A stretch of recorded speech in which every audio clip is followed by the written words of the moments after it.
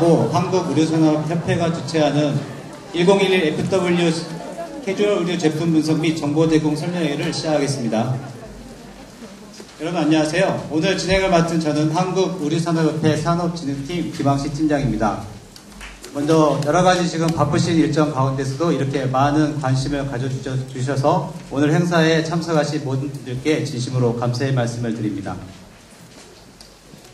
우리 협회가 국내 의료업계의 상품 기획력 제고와 수출 경쟁력 향상을 위해 매년 주식경제부로부터 후원을 받아 동사업을 진행한 지도 벌써 횟수로 7년이 됐습니다. 그동안 동사업이 추진되는 과정에 많은 의료업체들이 오더 수주에 급증을 보이고 이에 따라 업계의 관심이 매년 집중되고 있어서 동사업을 추진하는 담당자로서 매우 기쁘게 생각하고 있습니다. 아무쪼록 오늘 이 설명회가 업계에 참석하신 모든 분들께 많은 도움이 되시기를 진심으로 바랍니다. 다음으로 한국의료산업협회 이인성 회장님의 인사 말씀이 있겠습니다. 여러분 안녕하십니까. 한국의료산업협회 이인성 회장입니다. 오늘 우리 협회 2010년 11년 FW 캐주얼 의료 제품 분석 및 정보 제공 설명회에 참석해 주신 의료업계 여러분들께 진심으로 감사의 말씀드립니다. 우리 협회는 섬유업계를 위해서 캐주얼 의료 제품 분석 및 정보 제공 사업은 물론이고 지식재산권 보호사업, 또 봉제업 종합지원센터 운영사업 등 다양한 지원사업을 매년 확대 추진하고 있으며 특히 금년도에는 의료봉제산업 육성을 위해 서울시 중랑 패션지원센터의 운영사업자로 선정되어 업계를 위한 새로운 지원사업을 추진함으로써 우리 업계의 업무 지원과 헌익을 최대한 보호해 나가는 데 우리 협회의 모든 역량을 집중해 나가고 있습니다. 특히 오늘 이 자리에서 계실 때는 2011년 FW 캐주얼 의료 제품 분석 및 정보 제공 설명회는 국내 의료업계의 상품 기획력 제고와 수출 경쟁력 향상을 위해 우리 협회가 중점 추진하고 있는 캐주얼 의료 관련 중요한 행사로서 업계 여러분들을 위한 자리라고 하겠습니다. 그동안 이 본 사업을 통해서 많은 업체들이 오더 수주, 또 신제품 개발, 신소재 개발 등에 한몫할 만한 실적을 거두고 있으며 이에 따라 업계의 관심이 매년 커지고 있는 아주 좋은 현상이 진행되고 있습니다. 아무쪼록 오늘 이 설명회가 참석하신 여러분들의 업무에 많은 도움이 될 수 있기를 기대하며 더 나아가 동사업을 통해서 우리 업계와 협회의 발전을 위해 업계에서 계신 여러분들의 좋은 의견을 제시해 주시기 바랍니다. 끝으로 바쁘신 와중에도 이 자리에 참석해 주신 업계 여러분들께 다시 한번 감사드리며 어려운 경제 여건과 불리한 조건 속에서도 여러분들이 계획하신 사업이 더욱 번창하시기를 진심으로 기원합니다. 감사합니다. 그럼 설명회를 본격적으로 시작에 앞서서 저희 협회가 주요 사업으로 추진하고 있는 것에 대해서 간략하게 설명을 드리겠습니다. 먼저 첫 번째로 서울시 중량 패션지원센터 운영 사업입니다. 금년에 서울시가 약 예산 100억 원을 들여서 의류 패션의 거점 지역인 동대문구, 성동구, 중랑구에 3개의 패션 디자인 지원 센터 사업을 운영하고 있는데 그중 중랑구 망우동에 위치한 중랑 패션 지원 센터를 저희 협회가 위탁 운영기관으로 선정되어 현재 사업을 추진하고 있습니다. 오랜 그 봉제인들의 꿈이자 희망인 그 봉제 클러스터화 사업은 앞으로도 계속 확대될 전망이고 지금 많은 그 해외 봉제 업체, 해외로 진출한 봉제 업체들이 그 고임금으로 인해서 국내로 복귀하고 있는데 사실 우리나라 봉제 인프라가 굉장히 취약한 상태입니다. 그래서 앞으로 이러한 공동화 작업장 사업은 앞으로도 계속 확대 추진될 것이며 이런 선두적이고 모범적인 사업에 저희 협회가 그 추진 기관으로 되어서 앞으로 열심히 노력하도록 하겠습니다. 동센터의 주요 기능을 보시면요. 영세 봉제업체의 자생력 강화를 위한 생산 지원 역할을 수행할 것인데 여기 중남 패션 지원센터는 그 도심에 있는 고층 빌딩, 뭐 고층 빌딩 8층, 9층, 10층을 임대하여서 쾌적한 생산 환경을 조성할 수 있도록 노력하겠고, 또 캐드캠 등 특수 봉제 장비와 그 봉제업체를 지원하기 위한 패턴실, 재단실 등을 함께 운영하고 있으며, 또한 디자인 창작 스튜디오를 통해서 디자인 창작에도 도움을 줄 생각입니다. 또한 봉제 전문 인력을 확보하고 FTA 체결 이후에 증가된 해외 수주 오더를 위해서 바이어들의 이밸리에이션의 가치를 높일 것이라 예상하고 있습니다. 다음으로 봉제업 종합지원센터 운영 사업입니다. 봉제업 종합지원센터에서는 봉제업체와 우리업계 및 유통업계의 오더 연결을 위해서 전국 봉제업체 실태조사를 통한 지역별, 품목별 봉제업체 데이터베이스를 구축하고 있습니다. 지금 현재도 그 전국 봉제업체 실태조사를 진행하고 있는데요. 지금 전화 설문조사를 받으신 업체도 있을 테고 앞으로 받으실 업체도 있을 텐데 해당 업체의 주소하고 주요 생산 품목을 말씀해 주시면 앞으로 그것을 봉제공장 검색 엔진에 올려서 일감 연결에 도움이 되도록 진행할까 생각하고 있습니다. 또한 한국 봉제 콜센터를 운영하고 있는데요. 1588번에 55365 의미는 옷을 365일 입는다 또는 의류산업을 365일 생각한다는 의미입니다. 온라인을 통해서 홈페이지를 통해서도 많은 정보를 받을 수 있지만 컴퓨터에 능숙하지 않거나 뭐 그런 분들을 위해서 이런 봉제 콜센터 대표자를 개설하였으니까 많은 이용 바랍니다. 또한 봉제 공장 현장 기반을 지원하기 위해서 봉제 분야 애로사항에 대한 현장 컨설팅을 지원하고 있으며 봉제기기를 신청하시는 분들에게 무상으로 대여해주고 AS 정비 지원을 하고 있습니다.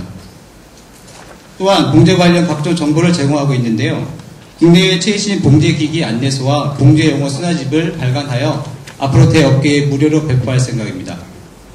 또한 해외 신봉제 기술 동향 보고서를 저희 봉제업 종합지원센터 홈페이지에다가 게재하고 있으니 많은 관심을 가져주시고 읽어보시기 바랍니다. 또한 11월 중에 기능성 스포츠웨어 신테크니컬 봉제 기법에 관한 집체교육을 실시할 예정이오니 관심 있으신 분들은 신청하시기 바랍니다. 세 번째로 지식재산권 보호사업입니다. 지식재산권은 날로 그 중요성이 더해가고 있는데요. 특히나 의료에서는 상표권에 대한 침해가 굉장히 많이 일어나고 있고, 특히나 기존의 그 오프라인에서뿐만 아니라 온라인 시장에서의 이런 짝퉁 브랜드들이 굉장히 활기를 치는 통해 브랜드를 보유하고 있는 업체나 라이센스 업체들이 많은 피해를 보고 있는 실정입니다. 지적재산권 보호센터는 그러한 짝퉁에 대항하여 많은 사업자들의 도움을 주고자 다음과 같은 6대 분야 사업을 추진하고 있습니다. 첫 번째로 행정, 수사당국과의 합동 단속 및 업무 공조 체제를 구축하고 있으며, 두 번째, 온라인 불법 상거래 행위업체 조사 및 모니터링을 계속해서 실시하고 있습니다. 세 번째로 기업의 상표 등록 또는 상표 불사용에 일어난 취소에 대비하여 여러가지 상표 관리 지원 및 지재권 관련 법률 상담을 하고 있습니다. 네 번째로 위조상품 불법 유통 근절을 위한 홍보 및 교육 활동을 하고 있는데요. 월 한 번씩 각 중학교에 방문하여 학생들에게 지식재산권의 중요성과 그 침해에 대해서 침해가 범죄가 됨을 명확하게 인식시키려고 노력하고 있습니다. 다섯 번째로 국내외 지재권 보호 육성 사업 및 대외 협력 업무를 활성화시키고 있고, 여섯 번째로 지식경제부 무역위원회로부터 불공정 무역행위 신고센터로 지정되어 앞으로 좀 더 활발한 침해행위 조사 및 단속이 강화될 거라 생각합니다.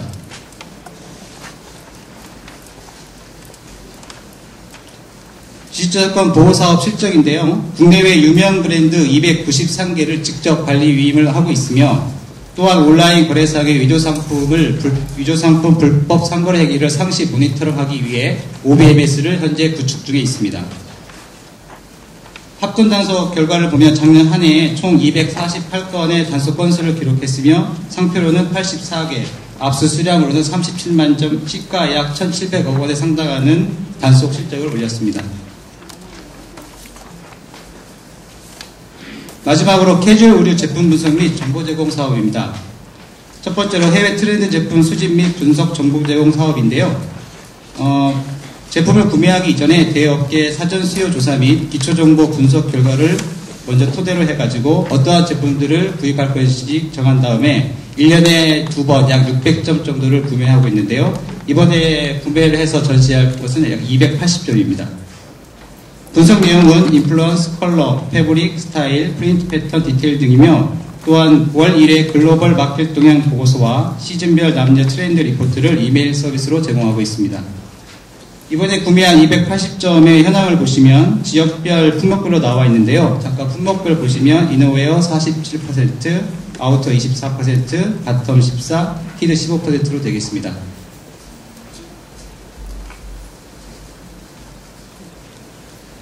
다음으로 트렌드 제품 활용 지원 및 정보 활용 촉진 사업입니다. 저희 서비스센터 16중 사무국에 약 2,700여 점을 보유한 샘플 정보실을 운영하고 있습니다. 언제든지 업체들이 원하시면 와서 보실 수 있고요. 또 필요하시면 무료로 대여를 해드리니까 많은 이용하시기 바랍니다. 또한 전용 홈페이지를 통해서 각종 트렌드 설명회 및 행사 그리고 우리 패션 관련 뉴스를 수록하고 있으며 그 샘플실에서 보유하고 있는 제품에 대한 이미지도 상세히 수록하고 있으니까 많은 참조하시기 바랍니다. 다음은 설명의 진행 순서를 간략하게 말씀드리겠습니다. 먼저 1부에서는 1011 FW 디자인 트렌드에 관해서 설명을 듣겠습니다. 2부에서는 약 1시간가량 신규 제품 분석 및 해외 마켓 동향에 관한 설명을 들으시겠고, 이어 바로 3부에서 280점, 지금 여러분들 우측에 있는 샘플 280점에 관한 전시 관람회가 있겠으며, 그리고 저 무대 뒤쪽에 그 한국 패션 소재협회에서 시행하는 1011 FW 시즌 개발 신소재 전시회도 함께 열리고 있으니까 많은 관람 바랍니다.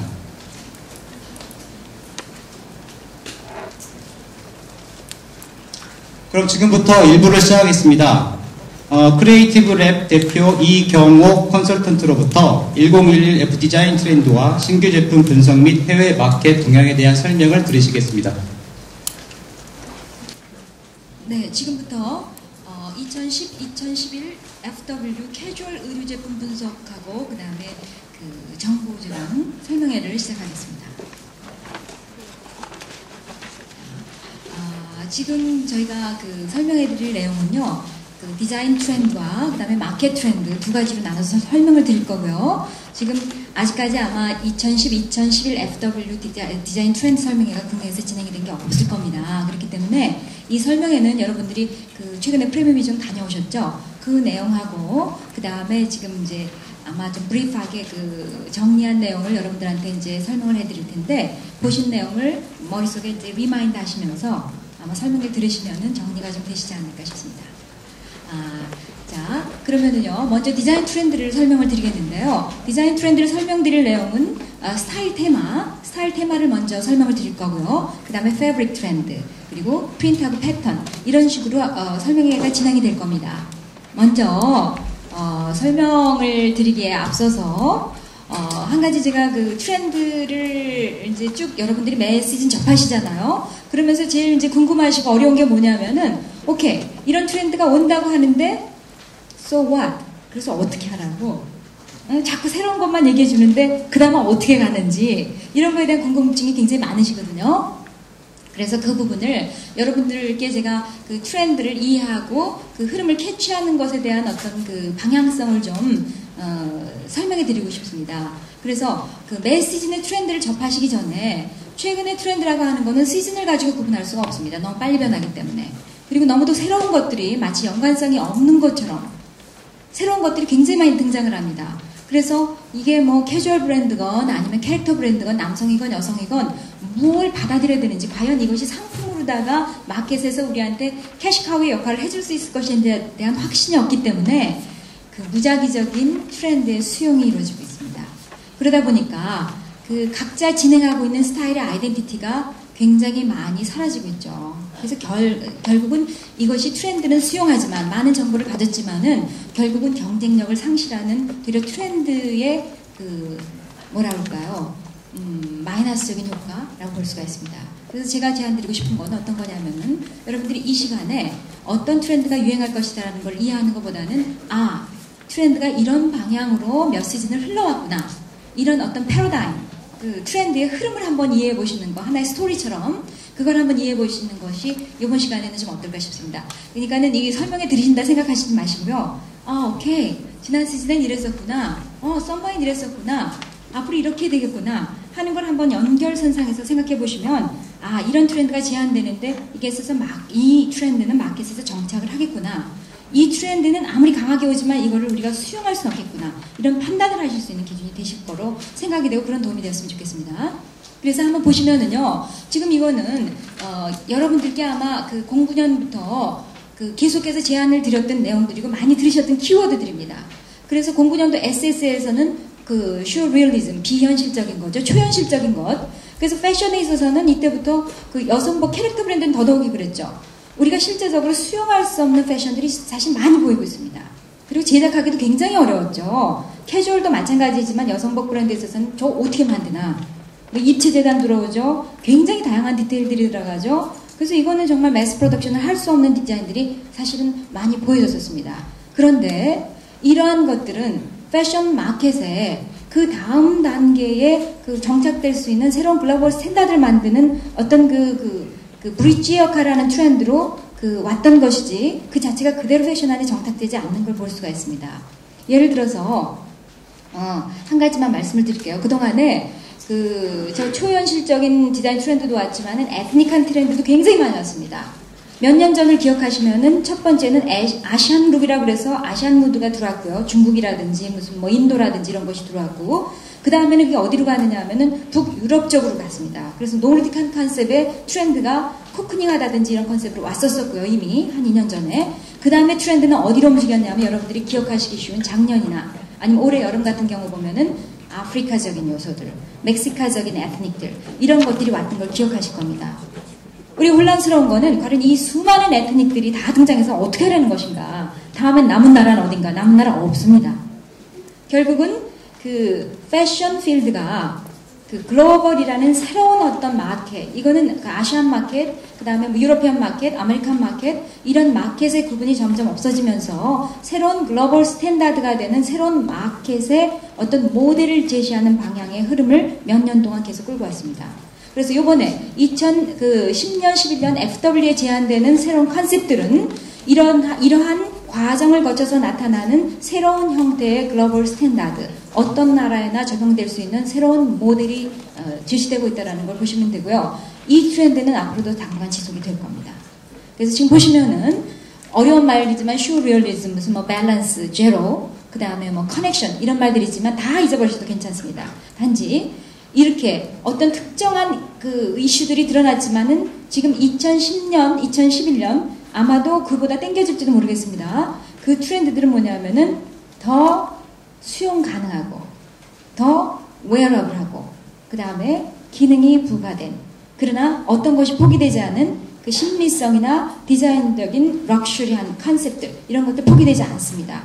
결국 디자이너가 가져야 될 기본적인 그 이해는 뭐냐면은 좋은 디자인 감성의 제품을 만들어야 된다는 겁니다.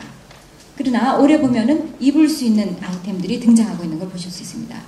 그리고 이제 2011년에 지금은 이제 커넥션이라고 말씀을 드렸는데요. 어떤 현상이 이제 앞으로 보는 테마에서 나타나냐면은 과거에는 저기 보이는 4개의 테마가 있으면 그 테마에 해당하는 스타일을 개발하는 것이 코디네이팅 하는 것이 그 브랜드의 아이덴티티가 됐습니다. 이제부터 보실 거는 어떤 내용들이냐면은 전혀 연관성이 없는 마켓이 같은 컨셉을 공유하며 만나고 있는 사실을 아마 여러분들이 이제 테마 속에서 만나게 되실 텐데요. 그건 뭐냐면은 캐릭터 여성에서 전개할 수 있는 미니멀리즘하고 극단적으로 나이키와 같은 스포츠웨어가 수용할 수 있는 그 디자인의 컨셉하고가 공통점을 갖게 됩니다. 굉장히 이해하기 어려우시죠? 그래서 이런 부분을 이해하셔야 될 겁니다. 그 다음에 여러분들이 많이 들으셨던 또 이제 나타나는 무슨 뭐 레트로한 컨셉이라든지 뭐 빈티지라든지 그 다음에 나타날 밀리터리 룩이라든지 이런 것들이 다른 컨셉하고 레트로하고 묶여진다든지 아니면은 그 락 컨셉하고 묶여진다든지 그래서 여러분들이 크리에이티비티는 어디서 나오냐면은 연결되지 않을 것 같은 두 가지의 컨셉을 연결시키는 아이디어 이런 패러다임을 가지셔야 됩니다. 컬러가 어떤 방향으로 가는지 그다지 중요하지 않습니다. 이번 시즌에는 자 이런 기본적인 생각들 무슨 말인지 모르겠지만 하여튼간에 저런 이야기가 나오겠구나 이런 기대감을 가지고 같이 설명을 한번 진행해 보실까요? 자 다음번을 한번 보겠습니다. 이런 우리 변화의 흐름을 보셨죠? 그래서 이제 입을 만한 옷들을 변화된다고 말씀을 드렸지 않습니까? 그래서 지금 보시면은 이번에 제안하는 테마가 4가지 테마가 있습니다. 이 네 가지 테마가 있는데 이 테마가 어떻게 전개될지는 뒤에 나타나기 때문에 이거 넘어가겠습니다. 제가. 그리고 또 하나 이제 제가 자꾸 이렇게 이론적, 로직하게 우리가 과거를 되짚어봐서 미래가 올 것을 예측하는 거 이런 스킬을 트렌드에서 이제 가져야 되는데 저기 보시면 화살표 무지 많죠? 저거 작대기에서 파트너 정하는 거 아닙니다. 저건 이제 그 과거의 트렌드가 어떤 방향으로 움직여 나가는지를 보는 건데요. 지금 보시면은 제가 말씀드릴 수 있는 건 뭐냐면은 매스의 트렌드는 맨 위에 보여지는 미니멀리스틱하다라는 것에 베이직한 트렌드가 하나 있고요. 그 다음에 최근에 빠질 수 없는 것이 그 포퓰러한 거 있죠. 그 민족적인 특성을 나타냈던 거 이러한 테마가 하나 있고요. 그 다음에 세 번째는 그 뭐냐면은 스트리트 패션에서 나오는 것이 어디로 움직이는지 이걸 봐야 되는 부분이 하나 있습니다. 그 다음에는 빈티지, 레트로한 컨셉이 어디로 움직이는지 이러한 것들, 이 네 가지 카테고리를 늘 기억하시고 트렌드를 보시면 아, 레트로는 어떤 방향으로 움직이고 있구나. 스트리트 패션은 어떤 방향으로 움직이고 있구나. 그 다음에 민속적인 것, 이게 변해서 어떻게 움직이고 있구나. 기본은 어떻게 변하지? 이 네 카테고리의 테마를 보는 시각을 가지시면 됩니다. 그래서 내가 어떤 분야의 스타일을 진행하고 있는 회사인지에 따라서 베이직한, 미니멀한 것이 중요하면 그 변화의 흐름을 읽어가시면 되고요. 그 다음에 내가 더 장식적이고 조금 더 트렌드에 민감한 것을 가져가는 테마를 가져간다 그러면은 그거에 해당되는 테마에 집중해서 오늘 트렌드를 보시면 되겠습니다. 지금 보시면은요, 지금 미니멀한 그 트렌드는요, 09년도 FW 1년 전이죠. 그거에서 연결되어서 과장된 형태로 나타났었습니다. 올해 SS에. 그것이 다시 어떤 형태로 이번에 정제가 되냐면은 조금 더 훨씬 더 입을만하고 조금 더 성숙되어져 있는 그리고 심플한 외관을 갖는 형태로 바뀌게 됩니다.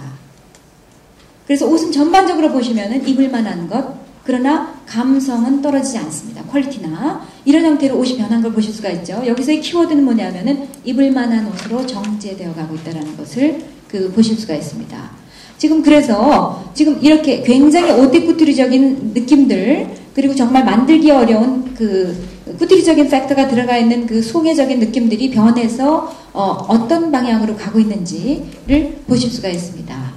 지금 여기 보시면은 점점 정제되어서 지금 보시는 이미지를 보시면 굉장히 단순하죠.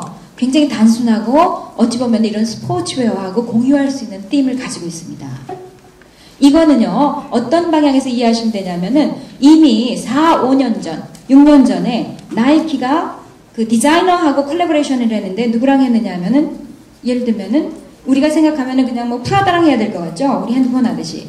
아니면 뭐 유명한 무슨 뭐 이런 디자이너를 해야 될 것 같은데 지금 스포츠 브랜드들이 누구랑 콜라보레이션을 했냐면은 그 요지 야마모토나 막스 제이콥이나 뭐 이런 굉장히 강한 그 컬렉션, 캐릭터에서 오는 것 같은 그런 브랜드랑 콜라보레이션을 한 결과의 트렌드입니다.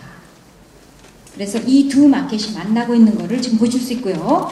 디테일이나 컬러감을 사용하는 것에 공통점이 있습니다.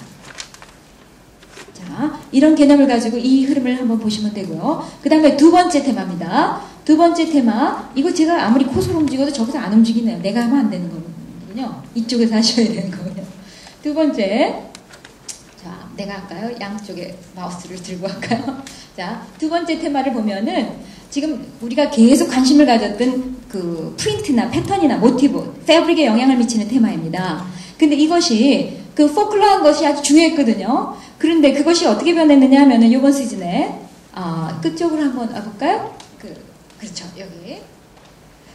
이거는 어떻게 변하냐면은 더 과거적인데 그 과거적 레트로한 무드로 가는데 굉장히 귀족적이고 그 다음에 단정하고 그 다음에 로맨틱해지는 방향으로 움직입니다. 아주 재밌는 현상은 이게 포클러한 것이 여성에서 왔는데 실제로 2010년, 2011년 남성 마켓에 훨씬 더 영향을 미치게 됩니다. 그래서 이번에 큰 프로메 비중에서도 제안한 부분인데요. 어떤 게 없어진다고 했느냐면 여성과 남성의 보더가 없어진다. 가상사리가 희미해진다라는 겁니다. 그래서 여성의 컬렉션 옷들은 어떻게 변하냐면은 굉장히 파워풀해집니다. 파워풀해지고 강하고 그런 이미지를 갖게 되고 남성은 부드럽고 사랑스럽고 히스토리컬한 느낌을 갖게 됩니다. 자, 남성과 여성의 분위기가 바뀌게 되는 거죠, 마켓이. 그런 느낌으로 한번 보시고요. 세 번째, 스트리트 부분입니다. 이 부분은요, 스트리트 패션 굉장히 중요합니다. 캐주얼에 있어서는. 스포츠웨어 마찬가지입니다. 어느 때는 그 힙합이 오기도 하고, 어느 때는 정말 그 스트리트 패션 중에서 그 다양한 형태들이 오는데, 요번 시즌에 올 거는 뭐냐면은 1980년대의 락 스타의 컨셉들이 들어오고 있습니다. 결국은 캐주얼이나 이런 어떤 정말 그 스포츠한 브랜드들의 컨셉이 어떤 브랜드랑 맞물리고 있냐면은 캐릭터 브랜드들하고 또 맞물려가는 걸 볼 수 있습니다. 그래서 지금은 어찌 보기에는 제가 스포츠웨어 브랜드의 조금 컬렉션 브랜드에서 일하는 디자이너들이 와도 좋고요. 그 다음에 컬렉션 브랜드에는 좋은 스포츠 브랜드의 디자이너가 와도 새로운 느낌을 표현할 수 있는 시즌이라고 생각합니다. 자, 이런 감성의 변화가 굉장히 큰 변화입니다. 이번 시즌에는. 자, 그리고요. 그 다음에 마지막에 보여줄 거는 빈티지 리믹스라고 하는 거였는데요. 빈티지가 굉장히 강했죠. 지금 빈티지가 여러 부분에서 진행이 되고 있는데, 그거는 이번 시즌에 썸머를 거치면서 어떤 방향으로 굉장히 정제되어 있느냐 하면은요, 트래블링 하는 것 같은 굉장히 컴다운되어 있습니다. 그래서 이런 빈티지 때문에 체크 많이 오고요. 체크 같은 것들이 많이 등장을 하고, 그 다음에 소재의 변화에 영향을 많이 줍니다. 결국 이 테마의 변화를 보면은 변화가 어떤 방향으로 진행되냐면은 굉장히 쉬크하고 감성적이죠. 쉬크하고 그 다음에 정돈되고 웨어러블하고 그 다음에 전반적인 패션은 캐주얼 웨어 중심으로 움직이게 되어 있습니다. 그래서 아마 되게 어려운 거는 캐릭터 브랜드들, 여성복 브랜드들이 더 어렵지, 캐주얼 브랜드는 아마 이번에 여러분들이 굉장히 많은 아이디어를 가지고 다양한 걸 전개하실 수 있는 very good season이라고 보시면 되겠습니다. 프리미어 비중에서도 보신 것이 캐주얼의 무드가 회복되고 있다. 이런 표현을 아마 여러분들이 많이 들으셨을 겁니다. 자, 이런 기본적인 백그라운드를 가지고 우리 테마를 한번 보실까요? 자, 스타일 테마입니다. 테마는 여러분들이 아마도 트렌드 설명회가 앞으로 너무도 많기 때문에 반복적으로 계속 들으실 겁니다. 그렇기 때문에 아마 잘 세뇌가 돼서 이 테마에 대한 인식은 아마 쉽게 되실 건데, 첫 번째는 뭐냐 하면은, 첫 번째 테마는 기존에 작년에 여성복에서 많이 썼던 뭐랄까요, 심플리시티라고 하는 것들이 조금 더 심플해집니다. 굉장히 더 심플해지죠. 그래서 옷 만들기 그닥지 어렵지 않습니다. 심플한 커팅을 가져가고 있고요. 그 다음에 모던해집니다. 그리고 웨어러블해집니다. 그래서 기능을 갖추게 되고요. 그리고 실용적이고 친환경적인 소재가 이쪽에 들어오게 됩니다. 그리고 또 하나 뭐냐면은, 이 테마에서 중요한 거는 지금 보여지는 것처럼 마치 스포츠웨어에서 사용하는 듯한 굉장히 대비적인 칼라블락을 사용하는 것이 키포인트가 되고요. 그 다음에 칼라블록만 사용하는 것이 아니고 소재의 블락을 전혀 다른 소재를 패치워크한 것 같은 것, 블락의 효과를 사용하는 것, 이러한 것들이 이 테마의 중심적인 키포인트라고 보실 수가 있습니다. 그래서 지금 보시는 것처럼 이런 것들은 디테일 부분에 있어서 스포츠적인 아이템으로 바뀌면은 그대로 스포츠 아이템으로도 전개할 수 있는 그런 특성을 가지고 있다는 것을 기억해 주셨으면 좋겠습니다. 결국은 스포츠웨어가 굉장히 감성적으로 변하겠죠. 자, 그 다음에 이거를 갖다가 한번 우리가 테일러링이라든지 아니면 스포츠적인 느낌, 그 다음에 좀 이지한 이 세 가지 캐테고리로 나눠서 한번 컬렉션에서 보이는 스타일을 편집해 봤습니다. 지금 첫 번째 보이는 내용은 뭐냐면은 스포티브함하고 테일러링이 믹스되어 있는 것입니다. 그래서 올해는 뭐랄까요, 그냥 투피스나 싱글 수트 개념의 이런 것이 아웃되면서요, 컴비네이션 개념이 굉장히 많아집니다. 그죠? 그래서 이렇게 칼라 블락킹을 사용한다든지 이러한 효과를 나타내기 위해서 소재는 어떤 소재가 많이 쓰이게 될까요? 이렇게 되면 여러분들 그냥 보시기에도 굉장히 컴팩하죠. 그리고 울 같은 느낌이 많이 들죠. 조직감이 밀도감이 있어 보이죠. 이런 조직감이 밀도감이 있어 보이기 때문에 이런 컨스트럭티브한 구조감이 생기는 실루엣이 나올 수 있겠죠. 자, 우리가 이런 스타일을 보면서 이미 뭐를 알 수가 있느냐 하면은 소재의 방향이 어느 쪽 방향으로 올 것이라는 것을 예측 가능합니다. 우리 주도적인 소재가 됩니다. 그리고 이렇게 딱딱해 보이지만 기본적으로 소재의 터치감은 굉장히 소프트해야 합니다. 그리고 가볍습니다. 실제로 중량감은 높아 보이는, 예를 들면 두께감은 두꺼워지지만 아우터의 경우에 실질적인 소재는 가볍고 소프트하다는 것을 잊지 않으셨으면 좋겠습니다. 그리고 반복적으로 중요하다고 말씀드리지만 이 칼라 블러킹, 소재의 블러킹, 이런 것들, 가죽과 울의 컴비네이션, 아니면은 펠트된 울과 그 다음에 면, 워시드 거죠. 이것도 소프트합니다. 기모가 있는 것들. 이러한 것들이 같이 활용되는 이러한 그 트렌드를 보여주고 있습니다. 굉장히 미니멀하죠. 그 다음에 재밌는 현상은 뭐냐면은 이번에 여러분들이 PB에 가셔서 프리미어 비정에서 제안하는 매일매일 뉴스페이퍼 나오죠? 그거 읽으셨죠? 보셨죠? 읽으셨죠? 안 읽으셨죠? 나중에 트렌드 설명할 때 이거 좀 나중에 정리해서 트렌드 하시는 분들이 보여드리면 되겠는데, 거기서 입생 로랑의 1960년대 인터뷰를 이제 다시 리뷰하면서 뭐라 그랬느냐면은 남성과 여성의 경계선이 없어진다. 올해의 경우는 유니섹스랑은 틀린 볼더가 없는 남녀 공이 입을 수 있는 스타일이 아마 전개될 것이다. 이런 표현을 했습니다. 지금 여기 스타일링을 보시면은 남녀 브랜드에서 공이 사용할 수 있는 사이즈만 틀리게 가는 겁니다. 아마 그런 스타일들을 조금 더 이렇게 감성적인 부분을 풀어낼 수 있는 아이디어 한번 생각해 보시기 바랍니다. 자, 그 다음 트렌드입니다. 자, 이제는 이런 미니멀리즘적인 것이 좀 더 스포틱한 무드로도 캐주얼한 부분으로 표현되죠. 역시 공통으로 나타나는 게 소재의 블러킹입니다. 다른 소재를 썼죠? 아니면은 면 분할 같은 걸 했죠. 그리고 지금 보시면은 스포티브한데 굉장히 세련된 도회적인 감각을 느낄 수가 있습니다. 그리고 여기서 감안하실 내용은 뭐냐면은 새로운 레이어링이 나타나기 시작을 합니다. 새로운 레이어링. 이 레이어링은 이번 시즌에 굉장히 중요한 테마가 됩니다. 테마마다 레이어링이 있는 것이 아니고요. 각 테마를 믹스해서 레이어링함으로 해가지고 소비자가 자기의 개성을 드러낼 수 있는 그런 레이어링이 생기게 됩니다. 이건 나중에 제가 설명을 드리겠습니다. 자, 그렇죠. 굉장히 도회적인 느낌을 나타내죠. 그리고 전반적으로 조금 이렇게 성숙되어 있는 듯한 느낌을 여러분들 보실 수가 있을 겁니다. 이 부분에서 보시면 이미 소재도 우리가 볼 수가 있는데요. 지금 보시는 것처럼 레더-라이크한 것. 아니면은 뭐랄까요, 나일론 신테틱인데 레더-라이크한 표면을 갖춘 광택 효과들이 이미 드러나기 시작합니다. 앞에서는 우리가 울-라이크한 걸 봤죠? 이거는 이렇게 아주 얇은 패딩이라든지 아니면은 친스 가공이라든지 아니면은 겉면을 갖다가 어떻게 후가공을 통해서 이렇게 이러한 오팍한 광택감을 나타내는 소재들이 이 부분에서 많이 사용이 되게 됩니다. 자, 이러한 미니멀리즘이 하나가 있고요. 그 다음에 또 하나는 뭐냐면 정말 스포츠웨어적인 느낌이죠. 즉 작년, 재작년 같은 경우에 한국 국내 내수마켓에서 캐주얼 브랜드에서 뭐 코트라든지 이런 거 밑단을 칼라를 집어넣어서 배색을 하고 막 이런 거 굉장히 많았습니다. 원피스도 그렇고. 그런 것들이 훨씬 더 도회적이고 미니멀하면서도 스포츠웨어적인 감각으로 어프로치되어 있는 겁니다. 이런 칼라의 슬래시, 그 다음에 칼라의 블락킹 앤 컴비네이션 이런 것들을 통해서 굉장히 더 컬렉션다운, 그러나 이거 캐주얼웨어입니다. 이런 전개를 보실 수가 있다는 겁니다. 칼라의 활용이 아주 중요합니다. 기본적인 칼라는 굉장히 어둡습니다. 그러나 브라이트한 칼라의 이렇게 블러킹이죠. 그런 거를 통해서 여러분들이 새로운 트렌드를 표현하실 수가 있을 겁니다.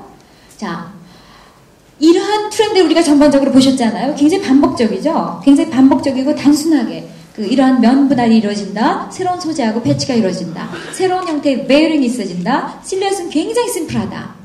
굉장히 심플하다. 자, 바지의 밑단에도 니트와 그 다음에 우분을 이렇게 패치한 거죠. 이건 패치라고 볼 수가 없습니다. 소재 블락킹이라고 볼 수가 있는데요. 그 다음에 이 겹쳐 입는 것들. 그래서 나중에 여러분들이 밖에 있는 샘플을 보시면은요, 패딩 조끼가 뭐 보통 하나를 입지 않습니까? 안하고 겉에 뭐 소재의 느낌이나 이런 것만 차이가 나는데 두 개를 겹쳐 입을 수 있게 해놓은 것 같은 것들. 겹쳐 입는 새로운 표현의 방법들이 아주 재밌습니다. 그리고 실용적입니다. 한번 자세히 나중에 샘플 살펴보시기 바랍니다. 그래서 이런 샘플들을 나중에 여러분들이 이 밑에 보이는 것들은 다음 페이지 넘겨주세요. 자, 보이는 것들은 실제로 여러분들이 저쪽에서 보실 수 있는 샘플들입니다. 그래서 면 분할을 사용한 것 같은 느낌들, 그리고 그 다음에 이제 소재의 패치, 맨 끝에 쪽에 보면은 소재를 패치시킨 것 같은 느낌들의 디테일들, 이런 것들 보여집니다. 지금 이게 화면에서 잘 보이지 않기 때문에 나중에 샘플을 이런 테마를 중심으로 해서 아이템이 전시가 되어 있으니까 여러분들이 그 테마를 기억하시면서 제품을 디테일하게 관찰해 주셨으면 합니다. 그 다음에 제가 이 미니멀리즘의 두 번째로 약간 스포츠웨어가 가미된 나일론이라든지 아니면은 뭐 신테틱 파이버들의 가공을 통해서 보여지는 이런 것들하고 가죽을 말씀드리지 않았습니까? 지금 이 샘플들은 그러한 것으로 전개한 아이템들을 보여주고 있습니다. 사실 여기서 설명을 지금 드리면 너무 중복되기 때문에 넘어가지만 지금 이 그림 속에 앞으로 유행할 디테일들이 포함되어 있는 거를 보실 수 있습니다. 눈여겨보시고 다음에 중복되니까 한번 보시겠습니다. 자, 첫 번째 말씀드린 테마는 늘 가는 베이직한 테마인데 올해는 이 베이직한 것이 미니멀해지면서 스포츠웨어하고의 연관성을 갖는 그 실루엣으로 변화된다고 말씀을 드렸고요. 중요한 것은 면 분할과 소재의 블락킹 중요하다고 말씀을 드렸습니다. 그리고 새로운 형태의 레이어링이 나타난다고 말씀을 드렸고요. 자, 첫 번째 테마를 소재는 울 같은 소재들, 그 다음에 가죽이나 그 신테틱의 그 너무 강택감이 없는 그 강택감이 좀 죽어있는 듯한 그 소재로 승부를 본다고 할까요? 컬러 블러킹하고 소재를 승부로 볼 수 있는 테마라고 할 수가 있겠습니다. 자, 이런 것을 머리에 두시고요. 두 번째 테마를 한번 보시겠습니다. 그 Memory of John이라고 그랬는데요. 뭐 테마명은 좀 잊어버리셔도 됩니다. 이건 뭐냐면은 기존에 계속해서 빈티지가 굉장히 유행을 했습니다. 여러분들 빈티지 테마가 왜 안 없어지는지 혹시 아세요? 뭐 하려고 빈티지 하는지. 이 선글라스 같은 것도 빈티지는 한 70만 원 하거든요. 근데 빈티지 선글라스를 가진 사람이 훨씬 더 멋있어 보입니다.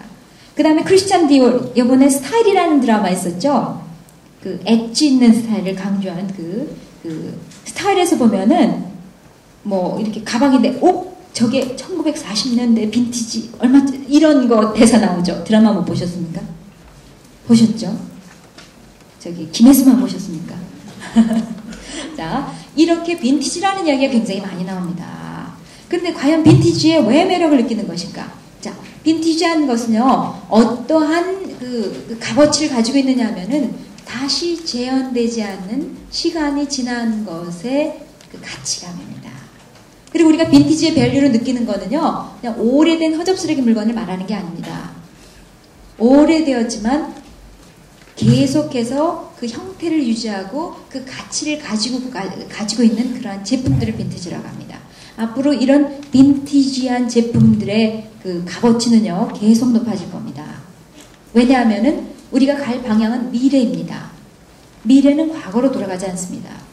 그래서 이 과거에 있었던 것들 굉장히 중요하거든요. 그래서 여러분들 혹시 소재를 하시거나 패션을 하시거나 하시면은요, 옛날에 개발했던 소재 버리지 말고 가지고 계십시오. 이거 옥션에 나중에 걸려가지고요, 그것 때문에 돈 버실지 모릅니다.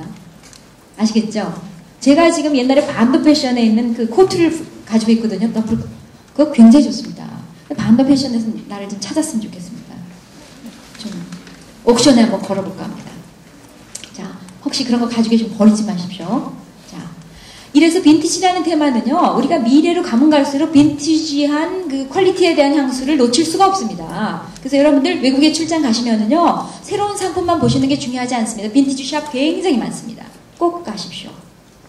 그 안에서 영감을 얻으십시오. 그리고 즐기십시오. 자, 이러한 테마입니다. 그래서 앞으로 중요하죠. 계속 변화되면서 중요해질 겁니다. 근데 보시는 것 같죠? 마치 옛날에 할머니가 입었던 것 같은 그런 거지만 스타일은 변하죠. 굉장히 모던하고 입을 만한 형태로 변화됩니다. 자, 이러한 느낌이 있다는 것만 보시고요. 자, 보십시오. 이번 시즌에 이 빈티지한 느낌 때문에 체크 굉장히 중요해집니다. 체크가 중요해지는데요. 이 체크는요, 이 빈티지 패션이 뭐 레트로하다 그러니까 뭐 영국의 할머니 옷장에서 뭐 한 거, 뭐 이거 아닙니다. 그 뭐든지 오래된 스토리를 가진 것들 이 빈티지 안에 들어옵니다. 그래서요, 스타일을 보시면요, 굉장히 재밌는 것이, 제가 처음에 뭐 동서남북 다 섭렵한 다음에 지금 미래를 향한 그 어떤 모델이 제시가 된다고 했는데, 이 테마에서 그게 보여지기 시작을 합니다. 예를 들면 우리가 이런 거를 갖다가 뭐 하운드 투스나 아가일 체크라든지 뭐 이런 식으로 표현을 할 수 있는 부분 아닙니다. 이 샘플들이 저쪽에도 지금 우리가 샘플링해서 보여주고 있는 것이 있는데, 이따가 체크에 대해서 관심 있게 보십시오. 이 체크들은요, 지금처럼 스타일은 물론 빈티지합니다. 이렇게 보여지지만 중요한 것은 소재에서 체크를 불러들이고 있다는 겁니다. 우를 불러드리고 있고요. 트위드도 불러드리고 있습니다. 제가 지금 테마별로 주가 되는 소재를 같이 말씀드리고 있다는 걸 염두에 두시기 바랍니다. 지금 체크가 굉장히 중요한데요. 이거는 체크가 더 확산될 거라는 걸 우리가 예측할 수 있는 거는 올해 여름에 여성에서보다는 남성의 캐주얼의 하의나 셔츠에서 이 체크가 이미 굉장히 빈티지한 모드로다가 전개가 됐습니다. 기존에 남성들이 여름에 반바지를 갖다가 주름 2개 잡히고 면으로 된 반바지를 입었었는데, 올해 같은 경우는 어떤 걸 입었죠? 그냥 정장 바지 같은 거를 뚝 자른 체크의 반바지들이 가장 캐주얼하고 멋있는 스타일로 전개되지 않았었습니까? 이것이 더 확산됩니다. 그래서 지금 보시면은 울로도 확산이 되겠지만 저쪽에 보시면은 저지, 헤비한 저지 같은 느낌, 그 다음에 니팅한 것 같은 느낌, 그러나 터치는 다 소프트합니다. 그런데 아주 재밌는 현상은 이 체크들이 굉장히 아티스틱하게 전개가 될 뿐더러요. 저쪽 샘플에 보시면 이따가 제시가 되겠지만은 그 안에 과거의 스트리트 패션에서 들어왔던 해골 문양이라든지 아니면 다른 패턴이라든지 이것이 믹스업 돼가지고 아주 재밌는 체크들이 캐주얼에서 나오기 시작한다는 겁니다. 체크의 아이덴티티를 가지고 여러분들의 브랜드를 한번 특화시켜 보시기 바랍니다.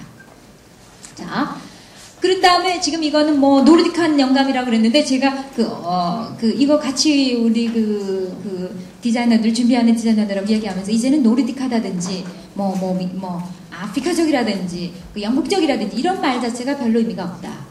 이런 표현을 했습니다. 그러나 이렇게 작은 모티브들이나 자가드, 엠브로이더리 같은 거를 통해서 이거 프린트입니다. 이런 걸 통해서 노르딕한 아이템들이 나오는데요. 이 노르딕한 모티브라고 하는 거는 사실은 이런 패턴에서 오는 것보다도 니트의 붐을 예고하는 거라고 볼 수가 있습니다.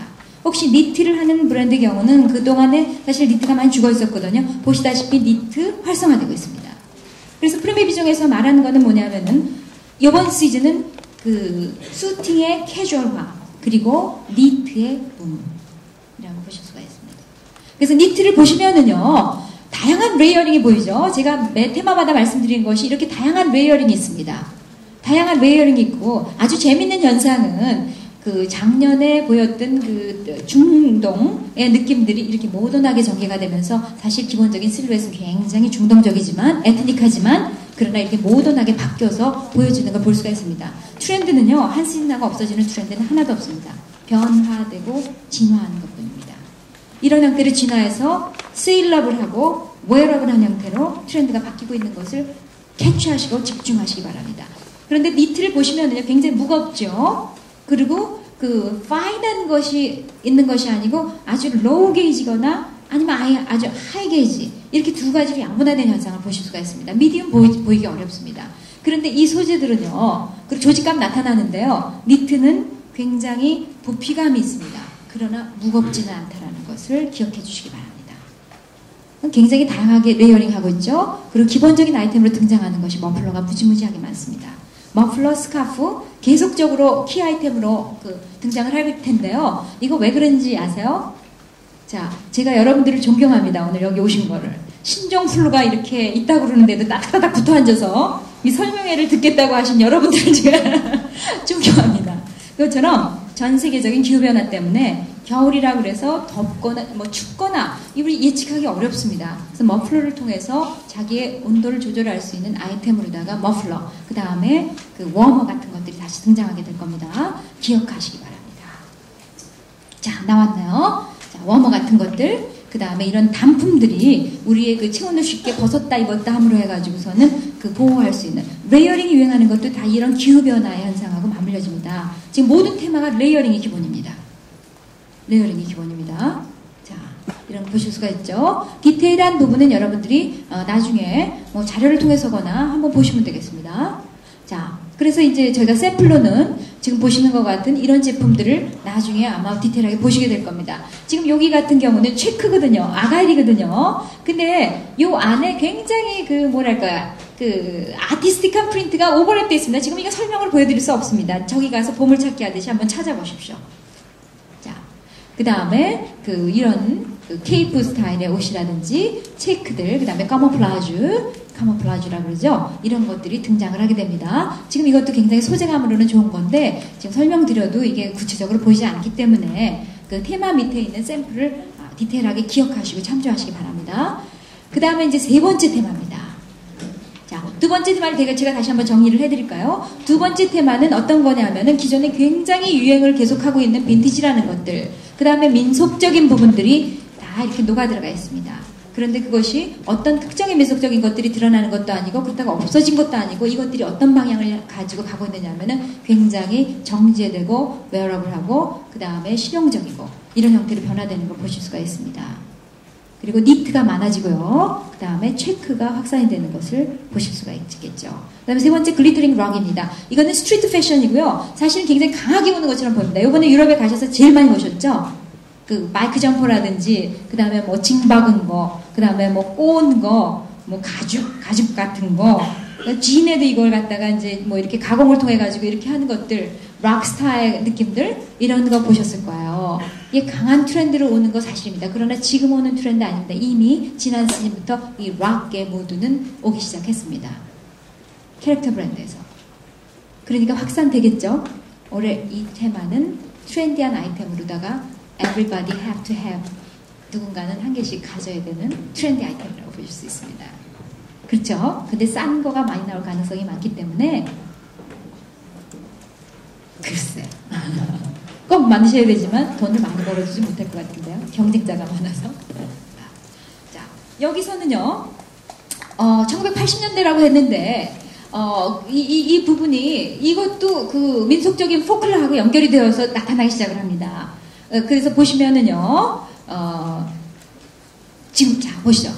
모든 형태의 마이크 쉬기라고 그러죠. 점퍼, 블루종 스타일들이 다 나옵니다. 가죽으로 사용된 거. 그리고 여기 보시면은 여밈이 정상적으로 이렇게 그 수직적인 걸 가지고 있는 것도 있지만 약간 비대칭적인 아스메트릭한 그 여밈을 가지고 있고요. 그 다음에 이 위에 별별 정식을 다 합니다. 그냥 가죽도 보이지만은 퀼팅도 하고요.